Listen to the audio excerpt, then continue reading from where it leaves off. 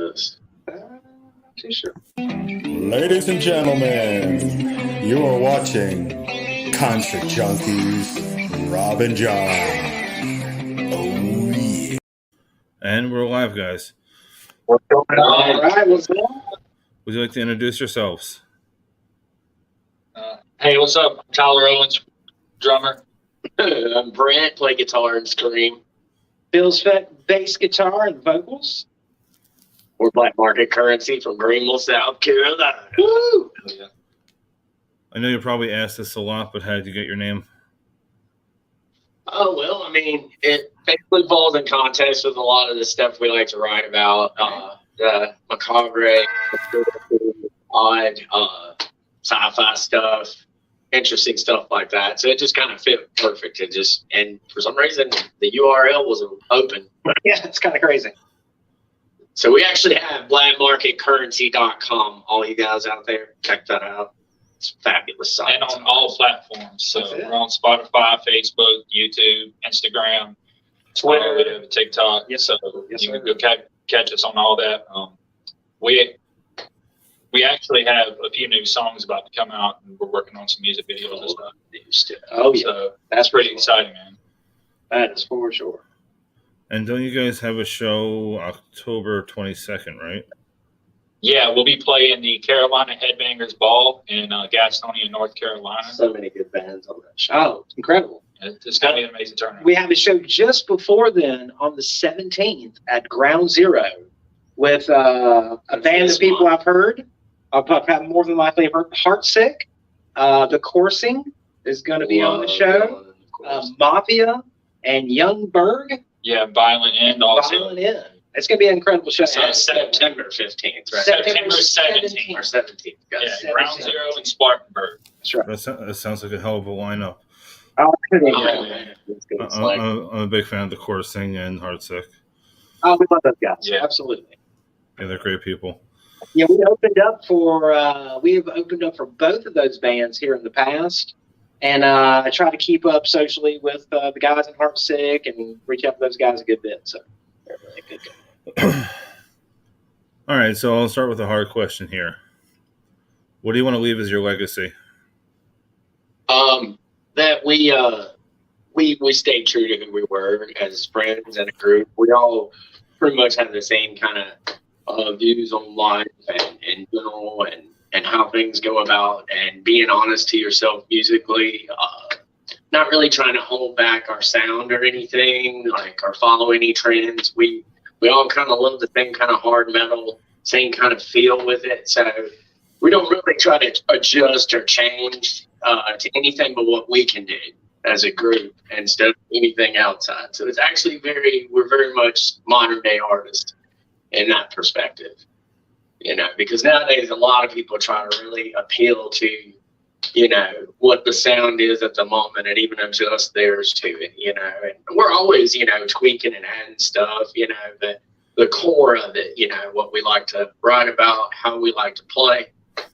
That's never really changed. So That's it. Keeping it thrash, keeping it heavy, loving the fans, making sure that everybody has a good time when we're playing out, making sure that, the music really kind of stands out in today's topics. Just keeping, the relevant kind of thing happening with people, Yeah, and to add to that, we're all very driven on hard work. So we want to continue to always get better, tighter. We've started playing to metronomes here a few months back. So when people come to the live shows, all the fills and things that are in the album, that stuff, you're going to get to see it live, completely raw. So we're just trying to make that experience as authentic and really pay homage to the old metal bands which I shouldn't say old, but the metal bands that made an impact in my life and in these guys' lives. And keep the metal torch going. Yeah, keep the metal torch going, and we're writing original music, so we're adding our piece to this, and I believe that's our legacy. Also, helping others, man. Anytime we can help another band get from one stage up to the next, we love doing that too. So Yeah, just playing anywhere, anytime. The Beast 3-piece from the East. That's it. That's it. That's good shit. So this is a fun question, but it's going to be hard as well. Last Supper scenario, you get 12 people. You have to have one female, though. Can you repeat the question? Repeat that one more time. Okay. Last Supper scenario. You can have 12 people, one female. It could be a musician. It could be a cartoon character. It could be live. It could be anybody that you want at your table. Well, my wife. I love my wife, Brooklyn. So she's always right there beside me. So be my answer. I definitely have to say my baby girl, my daughter Lyric. She's just the apple of my eye, man. She's just the greatest. Shoot, it's it's really hard to say. There's a lot of beautiful females out there, so it's kind of hard to ratchet it down just to one. It's hard to do it out there, so I'm not really sure on that one. That sounds more of a question for these guys for sure on that one. But getting to like the 11 others that that could be at the table, you know what I'm saying? Yeah, I mean, musicians wise, shoot, I'd love to have guys from the Machine Head era there, my best buds, man. Friends I've grown up with all my life. I mean, we're very family oriented. So having these kind of people around us really inspire us and help us to create the music that we try to put out, So it really is hard to name exactly 11 or 12 people that we would have there because of the family aspect of everything. Everybody that we encounter, we really try to have a family oriented, aura about us. So everybody's welcome, at that point. Okay, so just a big party. Just a big party. That's it. Exactly, man. Everybody. Exactly. We like Brent says here all the time. I've never met a stranger, and that's true for this man. He will talk to anybody. So About anything. About anything. So, So, yeah. and that's generally how we keep the ball rolling. Okay, 2-day festival. First day is female fronted. Second day is whoever. Who are you putting on the table? I got this one. One of my favorite female fronted bands right now is The Enemy Within. They're pretty badass. Ariana Newkirk, Daniel Strasberg. That whole band's pretty badass. She's just a raw talent. She's amazing. Super person too. Very organized, very detailed.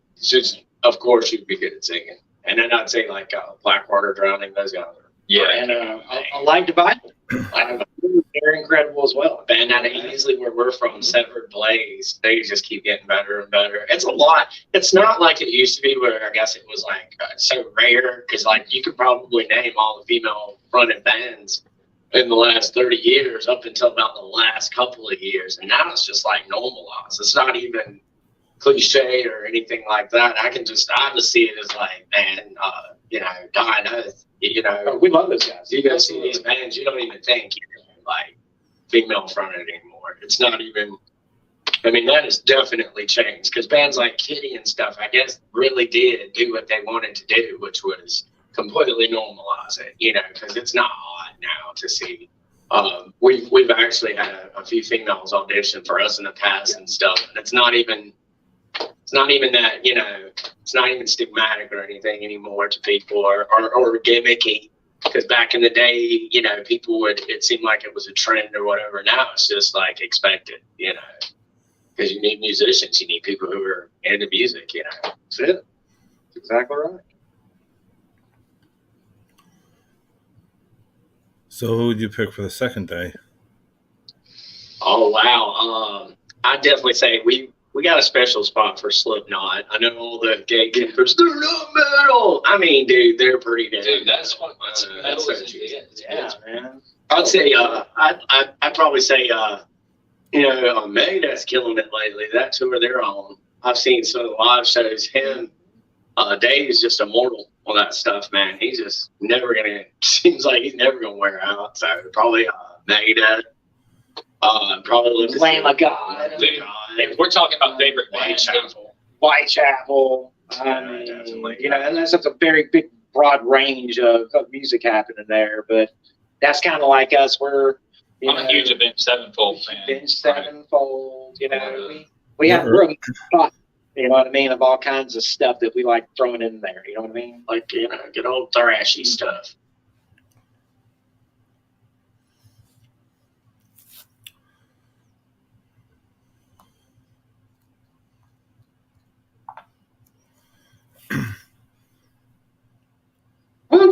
Yeah, you still there? Yeah, I'm still here. Sorry.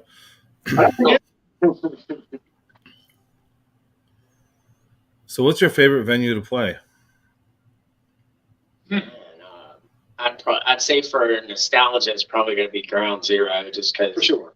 I mean, you're talking my whole life, every big band, every big tour, people like Kid Rock, Godsmack before they were anybody. Even like Buck Cherry, I remember they were doing a residential at Ground Zero. So it's just a historic, it's just a great venue to play. Mick's always a fun hang. He's always got something interesting to talk about with me. So definitely Ground Zero is probably more of like, just fun for me personally. And I mean, there's a lot of venues, don't get me wrong. There's some places like, a lot of people don't know. There's this little place in Powdersville called the Powdersville Pub, and I don't know what they did or whatever, but they got the most amazing sound system around. Like, you just didn't see it coming. You go in that place, and it just, they can line it up out there. There's just a lot of venues around here that are up and coming. Of course, the regular ones, God Rocks is great. But yeah, probably if I had to pick, I would say definitely. Well, the Milestone was also very fun too. The Milestone. Milestone In Charlotte. Yeah, Charlotte. Really, really good. Absolutely. Well, if you can, and like, if you can get a crowd out there to Sweetwater Bar and Grill in Duluth, Georgia, that was a beautiful place to play. The sound was great. Ground Zero is home base pretty much. I feel like a lot of bands have gotten off the ground there, and they persevered. They kept fighting through, and they kept doing the shows. And the numbers kept growing and kept growing. There's just a huge piece of our culture is held there. So Upstate Metal is Ground Zero. Yeah, we're happy to be a part of it, man. Because it's there's a lot of really, really good bands around here. I could sit and name off. As a matter of fact, I have a playlist. Maybe we'll get this in the description or whatever. But I have a Spotify playlist that puts all local acts on there, at least one or two songs. So we'll try to put that down in the description for everybody, so you can check out all these bands that we interact with sometimes. Yeah, so man, Award Boys. Yeah, like Award to Win. Robert, we love you, baby. I love Award to Win.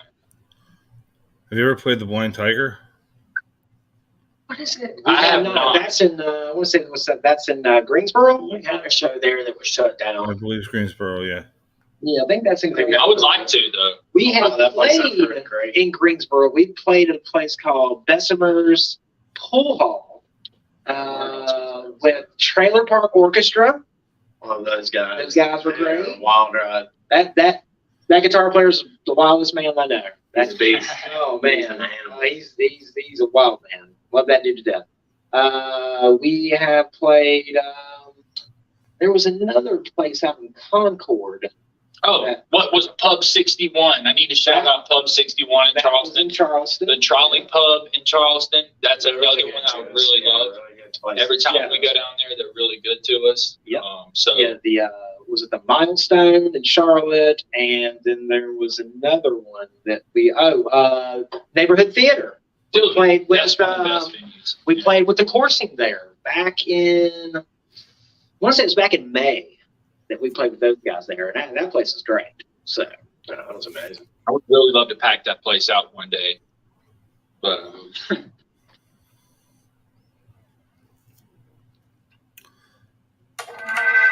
So, do you guys play any other instruments? I play guitar, bass, drums, singing. I've done all that stuff on my own, but drums is the thing that I really fell in love with. It's always been more of a survival mechanism for me. Yeah, and I'd say I started on classical piano. I can play piano really well. Like I can make music and stuff with it, and anything with strings, I can make happen. I'd like to say I can play drums, but I don't. I can play like drums good for like one bar, and then that's it. Yeah, so I like that freeness of like piano and guitar, where you're not really so stuck at home. You can be on off hits and stuff. It just works for me better. So about anything, and I mean, you know, just I sing a little, but mostly it's just a lot of screaming. Leave the singing to the singing guy, right? I do. I play bass, drums, piano. He's actually played drums for us before we had Tyler. Yeah. So Violin, viola, guitar. Not really so much in, I guess, in like any of the blown instrument areas. I mean, who's really got the lungs for that anyway? But more into like strings, you know, yeah, only wind instruments, bong. That's it. Right? You ever think about putting violin in at all? Absolutely. We actually have a few songs we've thrown some violin in there and some viola. So it's kind of a fun mixture to add a very natural sounding instrument, as opposed to like doing it on a keyboard where, you know, you've got several type of plugins you could use to kind of make that thing happen, right? I mean, I really choose to do it naturally, and you get that attack. You can really get that attack that you just can't get from doing those types of things on a keyboard using, I guess, Contact and all kinds of other little plugins. So. Do you have any fun touring moments? Plenty. Oh man. I guess just partying with people when you mix a lot of alcohol and you know, late nights, and especially everybody's in like good spirit because it's been a good show or whatever. There's always gonna be stories to tell there, but basically just partying, and I don't kiss and tell or anything like that, but like we've had a lot of fun stuff, especially around like the Myrtle Beach, Charlotte area. Oh yeah. Anytime we're up there, we know a lot of people who really like to have fun and treat us like we're at home, like we're family. Oh, yeah. That's the most important. And we did the same when they're here with us. Nashville. We played in Nashville. Never played in Tennessee at all, and it wasn't that far out. And it was like, metal is definitely a community, and they definitely look after their own. If you're genuine and you're metal people and you play places, they look out for you. They want to hang with you. I mean, it's like right away you have a connection with them. And that's why we do it, man. Because like it's nothing funner than getting with these guys and just like nailing something really technical and fun, and then getting to go out and show people who are into hearing stuff nailed, technical and fun like that. So yeah, it's definitely worth it. So yeah. So who got you into music in general? For me, it was my father figure, Brett. We started. I found my way to rap when I was young, and then I found my way to Green Day, and then I found my way to heavier things. And once I got to Slipknot, I was like, I have to do something with this pent up energy inside. So I was just tapping everything. Joey Jordison absolutely changed my life. As soon as I found out what a quad was, like it was just game over. And so if we're talking about people, it's my boy Brett. If we're talking about musicians, hands down, Slipknot is probably my number one favorite band. And then Avenged Sevenfold, they, really influenced me as a person. And I got to say this too, Eminem, the way that he would use cadence with his verses and lyrics and things like that, and speaking stuff really strong to the heart, just brutal, raw music. That's always really spoke to me, and I've always tried to make brutal, raw music. So that's my answer. Yeah. So, I well, was raised with a lot of like classical. Mom did play a lot of Van Halen, and she would always talk about my grandfather was a jazz player. So she would always talk about playing like really high level guitar if you're going to do it. It was always, pretty understood. You played classical piano, you should be able to play, guitar. So naturally, when I started playing guitar, I found actually we knew Carl from Nile. That's it. And he, up until I met him, I never really heard much heavier than like Metallica, maybe. So it was amazing. He introduced me to Yngwie, and it was like everything I had been trained for, classically with all the scales and learning all the, Aldi and stuff like this. Now you heard an application, a way to put it like metal, which I liked. So I would say from the get-go, Yngwie, Marty Friedman, just because of how he bends weird places that nobody does. I like that. A guy named Phil Keaggy. He was a massive influence on me growing up. He was my mom would play. It was like the only religious music that was not horrible. And he was just so insane to be doing this stuff. It didn't even sound right how good he was. So definitely some of the stuff he did, like jazz and sweeping and stuff like that, was just really big about playing too. That's probably my biggest influences there. And then as far as mixing and mastering, we do a lot of our stuff in house, and that come from me and Billy both worked at a hip hop studio for about 4 or 5 years. Out of Really? Yes, yeah, actually was owned by Edwin McCain, and it was called OMG at the time. I actually have a track where he sang on the hook of it, because we were trying to go for a kind of a southern. I was just doing session guitar, and they were pretty much teaching me all the software, and they let me use this insane gear. And then it got to the point where we really started getting some big songs to big names, and that's where I got most of my mixing and musical know-how experience. And so I would say, well, believe it or not, hip hop has been a huge, massive influence on the way we mix and record, for sure. So even if you can't hear it that much, there's a few songs you can, like Curb Stomp. You can shake your butt to that. Oh, yeah. That's for sure. And I would say for me, mine started pretty early. I started learning to play guitar like back in '93. One of my buddies named David Wilson was one of the first guys that I'd really ever seen play guitar. And he was, back then there was a Pantera just come out, and we were, doing a lot of that kind of thing. And, he would play a lot of Pantera songs, and I was just mesmerized. I was like, man, that's killer, man. Like, how do you do that stuff? So we'd got together, and he had buddies in the industry that were like drummers and stuff like that. So we all got together, and I would say he was probably really the first guy that I knew, could play an actual instrument, way back when. So I would say that. Since you mentioned Pantera, what's your feelings? I'm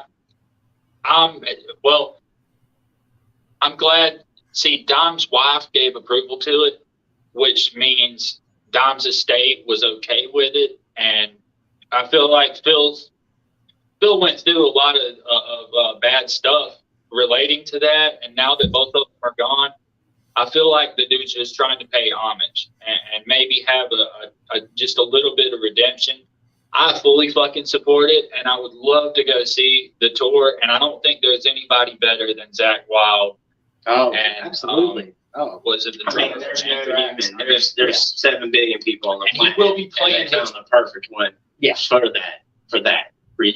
Anybody else, and I would have, as a guitarist, I would have instantly looked at you and said, no, but just the pinch harmonic style, the riff style, soloing style especially is just, it would have been amazing to hear a band with both of them in it, but then it would have probably been too much. Because, no offense, that's why I always loved the Dave and Marty, because they kind of all set sounds. You had exotic meets blues, heavy, rock, metal kind of shred. And with Zakk, him being almost identical verbatim on technique, tone even, is always been very buzzy and aggressive like a Pantera. So I don't know, when people complain about it, I guess people are going to say anything, and people are always going to take an opposite side no matter what. And I know Phil's got all that stuff in his past or whatever, but I did see him a few years ago at the Firmament. Yeah, it was with his group, the Illegals. I think it was around 2018 or 2019. And I mean, he was fabulous, like as a person. You could tell he was really into it musically. He wasn't like, didn't look like he was strung out or drunk, just looked like he was really into just being there with the crowd and stuff. So I can't imagine him going on a tour with Red under the banner of like a Pantera tribute. How it's not going to be amazing. Well, and another not calling it a tribute though. Well, Right? well, Yeah. I mean, I kind of get that, but I guess my thing is like this generation will never get to see Vinny or Dom live in concert. I know I didn't. I'm only 28. I have several. I would have loved to have seen Dom. It was and Vinny. amazing. Yeah. And I love their influence, and they'll never be replaced. True story. I was not a Pantera fan until I saw them at Ozfest. I never really, I would acknowledge that he was a fabulous guitarist. There was a few riffs I really could get into and even play. But for the most part, I was kind of like, Billy was always more of a Pantera guy. I was always more of Megadeth and Death and things like that. It wasn't until I seen him live, and what an amazing showman he was, on top of just how fabulous he was live. It made me go back and re-listen to all of the stuff now, because I was like, I thought he was good, but like, that dude's ridiculous. It was so amazing live compared to his studio. The studio didn't do him justice. Somehow he could get that tone in the studio live, but it wasn't bad like you would think it would be. Like it wasn't Bergen Temple live. It sounded great. Oh, one more fun fact. Zach Wild made a song a few years back with Black Label Society called "In This River." And Yeah, I love that song. Yeah, it's like 10 or 15 years ago, something like that, if I'm not mistaken. I could be wrong. But he pays his respects to Dom, and I believe he loved Dom as his friend. So I've heard in interviews he said that he's going to pay complete homage to Pantera. And for me, that just means a new generation is going to get to see kind of sort of what it was like at a Pantera show. Because there's a different energy at those shows. And Phil does bring it. Phil is amazing. So I'm excited about it. I would love to go to it if they come down here in the South, and I wish them all the best. And we all miss them. I'm pretty sure they're going to. Oh yeah, totally. Yeah, I'm pretty sure it's gonna probably start in Texas and come that way.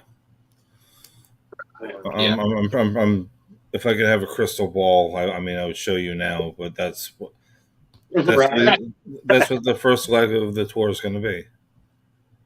Yeah, it's going to be incredible. The first time I ever saw Pantera was back in like 92 when they opened up for Skid Row. Wow. So that was an incredible time. Like I said, I'm a little bit older guy like that, and Skid Row was my favorite band, and back in the day, and no one really knew who Pantera was then.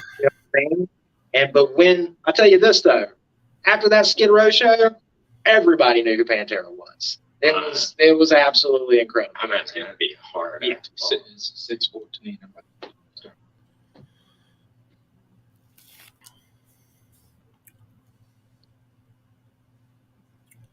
So, what was your first show you ever been to? That first show I ever went to was Tesla.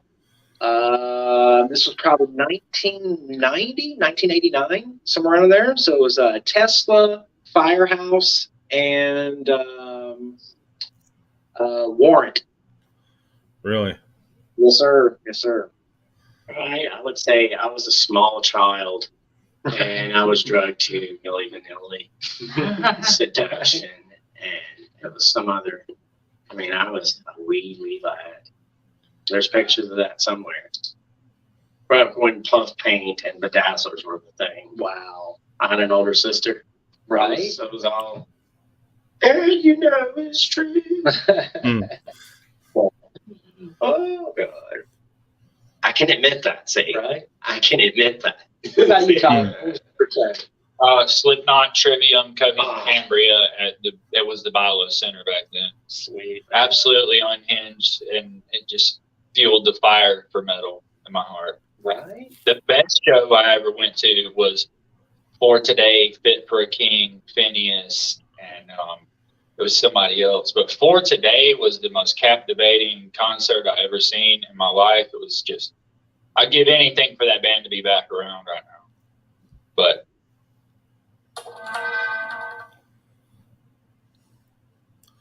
I was able to go see the first Family Values tour. Oh, Wow. I know, man. Right? Yeah, So that I guess was. Biscuit was on that one. It was. Yeah, it was Korn, Limp Bizkit, Blue Monday. No, I'm sorry, Orgy. Sorry. Yeah. Pretty young for them. Rob Stein, Ice Cube, and I'm drawing a blank on the other. It was one of those shows that, what do you call it? No matter how much somebody would ask you for those tickets, you wouldn't give it up. Oh, for sure. Right. For sure. That was Ozfest 2000 for us. Yeah, totally. Oh God, we saw so many bands on that That was it for single us. package. It was incredible. I miss Ozfest. Oh, me too, man. I wish they still had it. It was so, we used to fuss about some of the little things back in the day, but like, look at how those Ozfests used to run compared to how like modern day of festivals really struggle to get it right and get everything in order. There's been like, a lot of festivals collapse in the last couple of years. I know, despite not even the pandemic, but like just having technical difficulties to tell you how hard it is to get all those bands in one venue and doing that, right? For Ozfest to do it as seamlessly as they did, for like those runs they were doing through Charlotte and all through here, Oh man. some of the most amazing, like they knew every band to get at the time also, And there Yeah. wasn't overlapping. That's exactly right. Yeah, and it was, you had There was no overlapping, and there was no running to this stage, running to that stage. none. They pulled it off. See, I don't remember any kind of issues or any of the times I went there. Everything just flowed. It was just a really well run festival for sure. You had people doing motocross outside, and then okay, maybe smaller stages. You had, what do you call it? Shadows Fall, and then then you went to the main stage was like Manson, Korn, Ozzy, Black Sabbath. Right? Even they got kicked off the tour, but like there was Crazy Town, there was a lot. Crazy Town, Kitty Nothing overlapped. Was another one. Yep. L7. They were Like in between, you got the, what do you call it? The signing of the CDs, the meet and greet, real quick. You can't talk to them, but and can't take pictures. You just, what do you call it? Sign your CD, and Yeah. And they move you down the road. That's it. Like they were like, no talking, no nothing. Yep. Don't you even look at me. Right? Yeah, pretty much. Because I went to one of them, and it was Mayhem. It was Mayhem. It was Rob Zombie, Korn, and a few. I mean, I'm trying to think of the other bands that were there. Yeah, the meet and greet is just, what do you call it? You get in the line, you had to buy the CD there.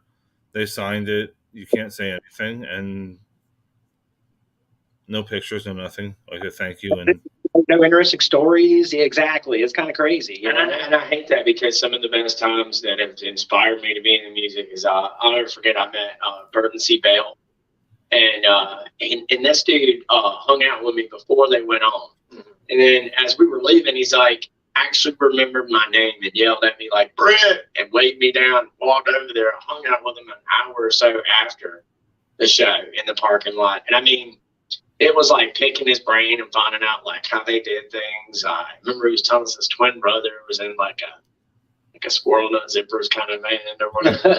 It's fun to know that, you know, and you find out all these crazy like details about people. They would tell you things about how they ride, and they knew like bands. Some of our band like Nile, they knew exactly who Nile was. We're like, oh my god, everybody knows Nile, you know. And you're just like, Yeah. it was one of the coolest things meeting, you know, just getting to hang out with Bird and C. Bell, and he knew my name, you know. That was so freaking awesome, man. And I miss that, man. That engagement. We always at our shows, man, we're always the last to leave. Somebody's got me hemmed up in a corner talking about aliens or cloning or freaking dimensional portals opening up. Oh yeah. But I yeah, was going to say, guys, I might have to cut it short here in a few seconds. I got to go to my job. okay, well, right, thank you. All right. Well, I have all three of you here. I'll let you flip it on me. You can ask me anything at this point. Okay. It's let's see. Electric or gas vehicle right now? 0. He said serious. Right. So you don't worry about it, right? Right. We're just trying to, yeah. I would like an EV, so if anyone out there wants to donate one to the band, we would be more than happy. That's awesome. What got you doing into the interviews? Like, what sprung that? It was actually a conversation at a karaoke bar. Okay. Nice. Nice. Buddy of Right. mine, we were supposed to do it, and things just never worked. Gotcha. Yeah, since I go to about 36 concerts a year, or maybe more, and he said, "Why don't you start a YouTube or something?" So I took his advice and started it. Nice. I'm like 3 years in. Oh, nice. How many bands would you say you've interviewed per year? Quite a few. As of today, like 265, I think. Wow. That's great, dude. Man, that's That's incredible. amazing. Well, hey, man, we appreciate you finding us out of the crowd. Yeah, definitely. I expect on when we release our EP coming up, man. And I think in about the next 2 months, everything should be wrapped up, videos and everything, and we're going to be dropping some new material. Yeah, Happy videos. We'll send you, and we're gonna send you a T-shirt too, man. Yeah. All right, thank you guys. So, what was the most fun video you made? So far, it hasn't released yet, Yes. but it is a video for a song we have coming up called Serpentor, and we've been working on this bad boy for a good almost a year because Yeah. we're literally have to learn new technologies and things we have Make it to happen. make this happen Yeah. because it's a lot of CGI. It's about a mythical Egyptian Really? god, and he's basically bloodline in the modern day. It's kind of taking you back and forward, where it's like, you know, instead of Thoth and Anubis, you have Secret Service, Right. you know. So, but the title, the Pharisees, it pretty much remains the same. The high order of it or whatever. It's kind of what the song's about. So we've had a lot of fun researching and adding things to it, and we hope to have that released in the next month. I think in a month it should be good to go. I would think so. Yeah. But yeah, a lot of cool stuff coming. Is it going to be on every platform? Oh yes, yes, Yes. For sure. For Yeah. sure. We want everybody to see it. So Yeah. that's for sure. We don't want It's to a funny alienate. song. It's Yeah. it's a definitely Oh yeah. snaky song. Right. Hey, when we release the EP, man, we may end up giving away a couple of the albums. So, well, you know, we might be able to send you one or two of them and see if you can I appreciate it. get one out on the. But we main thing we're worried about is sprouting out. Yep. Getting everybody to hear the name and to hear the music. And we're really devoted to it, dude.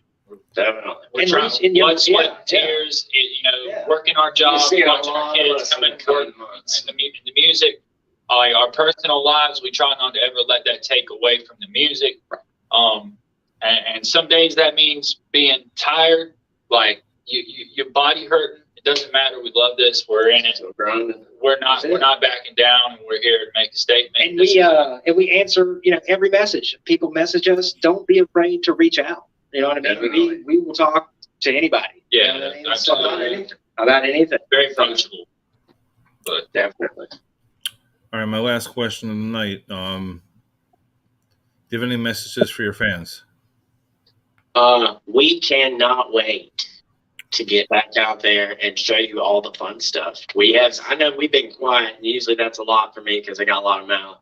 But we've added, I've got a 7-string now. Right. We've added backing tracks. We've added new material, even a couple new covers done our way. So it's going to be so much fun coming up this fall and winter. Everybody in the Southeast, look out, we coming. We coming for you. That's it. And if I could say anything to our fans, is thank you for listening to our music, following our Facebook. Thanks for the people that constantly come out to the shows. Yeah, like Angie, Candy. There's so many people that are so loyal to our shows. I've seen them come to one and then come to another one the next few days. Yep. Loyal people that follow us on the road. Drive hours just to make it to shows. And we really appreciate that. And another thing I want to put out there is, I know coming out of the COVID pandemic, there's a lot of anxiety and fear in the air. I want people to get back together and to learn how to love humans. So these interactions that we have is more than just music. It's a place for us all to meet and have one thing in common, where we all like this music, and it doesn't matter what language you speak, what you believe on the outside, what your color, it doesn't matter that stuff. For one night, we all have one thing in common at least. And I just want to take that and unify it in each venue we go, and continue to get bigger shows, play with bigger bands, and keep paying respect to the game, man, because I love it. So For sure.